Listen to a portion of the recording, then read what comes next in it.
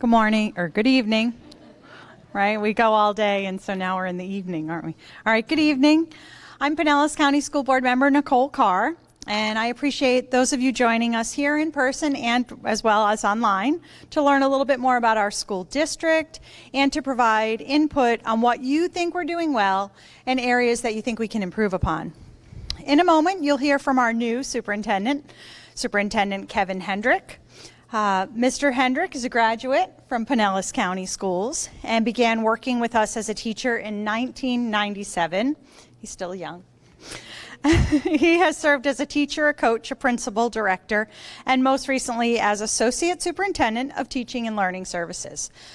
During the interview process for superintendent position, Mr. Hendrick shared his desire to have these listen and learn sessions so he could hear directly from all of you as stakeholders. And whether you are a parent, a student, a staff member, a community partner, your feedback is valuable and important. Tonight, Mr. Hendrick will speak to us briefly on one area of focus, which I think is truly valuable and will continue to contribute to the success in our district, and that's student experience and school choice focus. Then Mr. Hendrick and I, along with members of district staff who are here with you tonight, district leadership specifically, will spread out around the room, and you will have the opportunity to chat with us and provide input in a variety of areas. For those of you online, you will see a link to a survey on your screen. Please fill out that survey tonight so your feedback is included within this session. We appreciate you and the time that you've taken to tune in and those of you who have joined us tonight in person. Once you have provided your feedback, you're free to go and enjoy the rest of the evening or stay as long as you'd like to chat with us further. What's most important is that you have the opportunity to have all of your questions answered tonight and share your thoughts with us. Thank you again for participating. And it is my pleasure to introduce Superintendent Kevin Hendrick. Thank you, Dr. Carr, and thank you to those of you that are here this evening for our fourth Listen and Learn session. And as Dr. Carr shared, I will go through some highlights of the school district and some things that we're seeking your feedback on. And tonight's theme is on student experiences. And I want to thank Principal Garcia and the staff here at Lealman Innovation Academy. We specifically chose this site because of the types of experiences that they provide to their students. You could see it when you walked in, the branding, every classroom, looking at a different experience. And this is a great school and a great example of what we want for all of our children. So tonight in this session, I'm going to start kind of with a high-level plan of what we are and what we are about in Pinellas County Schools, and you're going to hear about our district strategic plan and how we work to improve student achievement and outcomes for students, and then how we will collaborate with stakeholders to accelerate that process and some of the ways that we do that. We want your feedback, as Dr. Carr said, on our school district, your experience in Pinellas County Schools, and there'll be areas specific to our district strategic plan and some of the things we're trying to improve this year, and then the student experience especially. But really, any feedback that you want to provide about anything in Pinellas County Schools, we welcome and look forward to receiving this evening. First, just a little bit about our district. We do have about 100,000 students and 13,000 employees. So on any given day in our school district, when you think about there's about 1 million people in Pinellas County, if you attach those students and employees to family members, you have 300,000 or 400,000 people that care every single day specifically about what's happening in our schools. You see our board members there, our 7 elected board members, and thank you, Dr. Carr, for being here this evening to kick us off. One of their big tasks every year is overseeing the development and approval of our district strategic plan. And so the work that we do tonight and talk about will help to guide some of that input. In terms of our schools, we have 128 elementary, middle, high schools, and our ESE, our special adult education centers, 2 technical colleges, and our board governs 20 charter schools in Pinellas County, and as I mentioned, over 100,000 students in all of those groups. As far as our budget, we have about a $1.6 billion budget that we annually allocate to our schools, and 80 cents on every dollar goes to teaching, library materials, transporting and supervising our students, and providing counseling services. And you can see the other parts there, including staff, operating expenses, and some of our district central office. This year, as we kicked off the school year, with all of our employees and under having a new superintendent for the first time in 10 years, we really focused and took a look backwards at our vision and our mission and who we are with our core values. And I challenged all of our administrators and then all of the teachers and all of our employees to really focus on those core values as a means for elevating our school district. If we want to be a school district that focuses on 100% student success and meeting our mission and preparing every student for college, career, and life, we have to do so through a community set of core values and something that we all believe in. And so we kicked off the school year talking about that, and part of that is respectful and caring relationships and a commitment to children and families, and that's born in these meetings that we've been having. This meeting tonight focused on student experiences. We've had others focused on the staff experience and one focused on the arts. And so we'll have additional ones as we continue, another one on staff experiences and one on our Bridging the Gap plan coming up here in a few weeks. So some quick points of pride for our school district as we kick off this school year. We're just coming off the state's Teacher of the Year, and Sarah Painter, a teacher, an elementary school teacher, 5th grade from Eisenhower Elementary School, who spent the last school year advocating for the teaching profession across the state, visiting all 67 counties, talking about her journey as State Teacher of the Year, and we're thrilled to have her back now as a teacher back at Eisenhower this year. Jacobson High School, one of our only technical high school, and several others received awards from Magnet Schools of America. You can see those. We had 6 students named as National Merit Scholars, and we continue to focus on a number of things district-wide, including being a district known as a great district for great teachers by the National Council on Teacher Quality. One of our 28 of our schools recognized as being America's healthiest schools. And years ago, but we're still proud of this, Pinellas was named a Ford Next Generation Learning Model Community for our work in career technical education and building that integrated with academics. And we particularly bring that up tonight because that's a big focus here at Lealman Innovation Academy. Some of the additional points of pride you can see, and these are highlighted in our district strategic plan, but our focus on industry certifications for students as part of our mission for preparing them for college, career, and life. Over 10,000 of those earned by our students last year. Our continued focus and push on having students the availability to take dual enrollment classes while they're in our schools, and that's both through St. Petersburg College, Pinellas Technical College, the University of South Florida, and the University of Florida we have articulation agreements with, where students can take those courses. And one more I forgot to mention, Embry-Riddle, which does those specifically at Clearwater High School. But in doing so, our students have saved their parents $12.5 million in college tuition by completing those college courses while they are in high school. And that's a great savings, but also a commitment to launch students into college. You can also see we included information about our volunteers because we're back to volunteering in schools and making sure that we have as many supporters in our schools as possible. So I mentioned briefly our district strategic plan, and tonight you're going to have an opportunity to give us some feedback on that. We have 161 goals in our district strategic plan, and we don't want your feedback on all 161 tonight, but we do want it on the ones that are most important to you.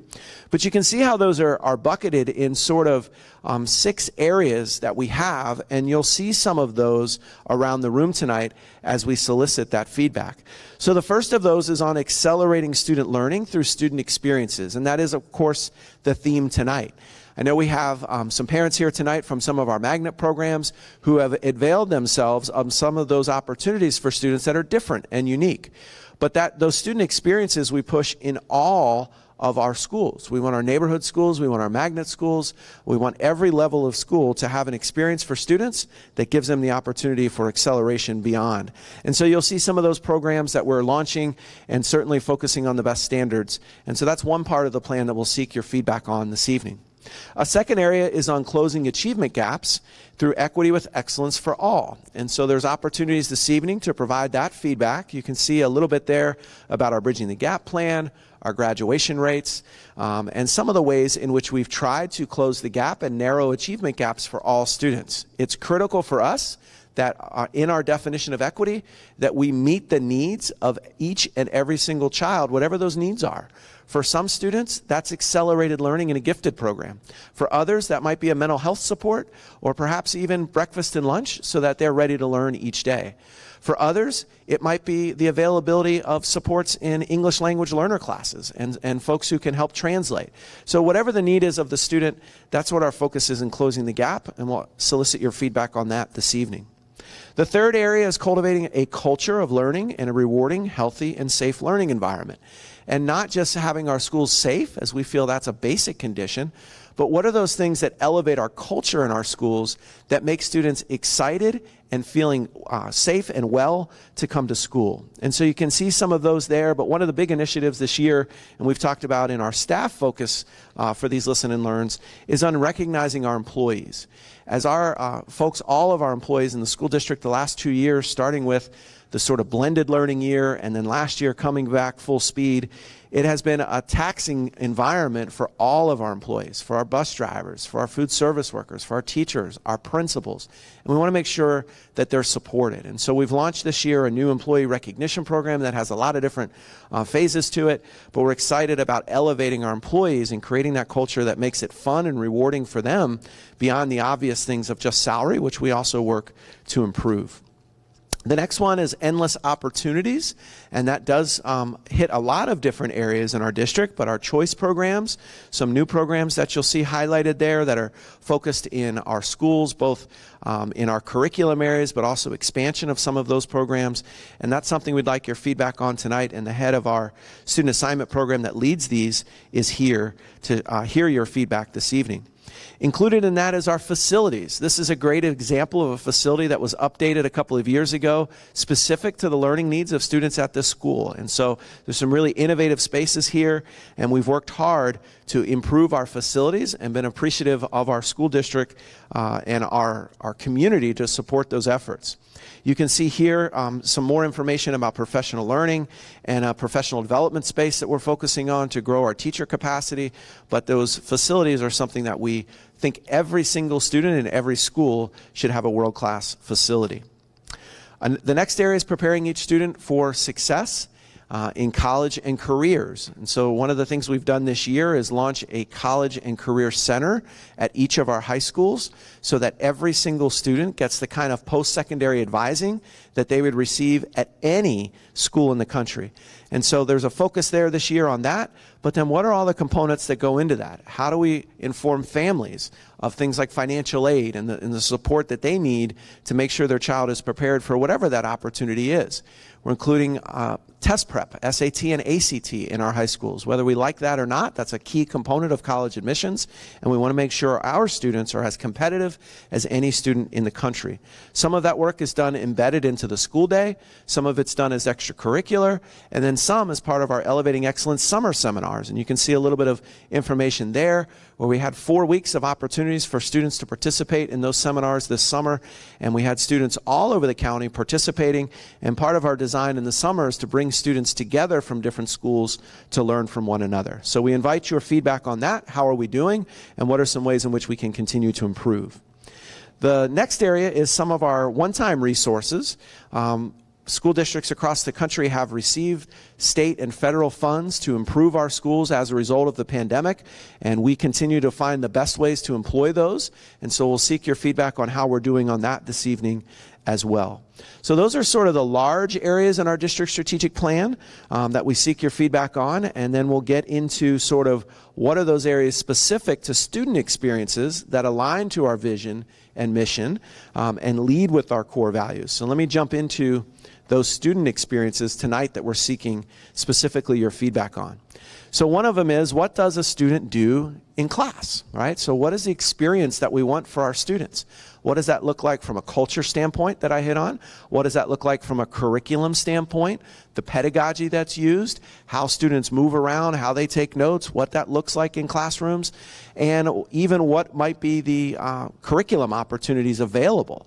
And so again, using Lealman as an example, one of the reasons we wanted to be here this evening is the variety of career technical programs that are at this school that challenge students and excite them. That's what we want to hear from all of you that are here and online. What are those opportunities in the classroom to improve the student experience, starting as young as our 3- and 4-year-old programs and going all the way to our technical colleges? The second is, what are those opportunities to enrich the student experience? So once they leave the classroom, what happens before school? What happens after school? What happens with our devices that we now have for all students in grades 1 through 12 to extend the learning day? We've done a lot with our Level Up program to try to engage families and students at home using those devices. What are those ways that we can enrich the student experience? We'd love to hear your feedback on that. And then the third one, extracurricular experiences to build a sense of belonging according to student interest. And so this evening we have some folks here to hear your feedback on those extracurricular experiences, one of those being Al Bennett, who heads up our athletics program and some of our clubs. How do we engage students in things that are outside of the curriculum but might be the reason they come to school? Last night when we talked about the arts in our Listen and Learn session, so many folks know that that's the reason that some students come to school. That's part of the curriculum, but it also can lead to other experience outside of the school day in which we can enrich and extend students. So what are some of those things we'd like to hear from you? So some examples of those, just to get you thinking about what some of those student experiences are.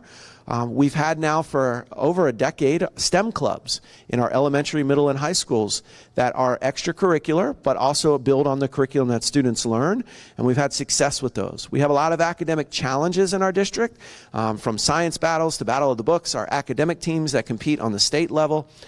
Field trips, that's something we want to hear from folks that are here tonight. What are some of those field trips that you would like us to see? We have some that are district-wide that all students participate in. For example, all fourth graders go to either Boyd Hill or Brooker Creek Nature Preserves in the entire district. All fifth graders go to Enterprise Village. Students in middle school all go to Finance Park. But what are some of the other ones that maybe we should be considering?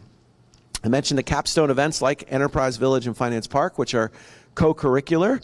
There's a curriculum that goes with that.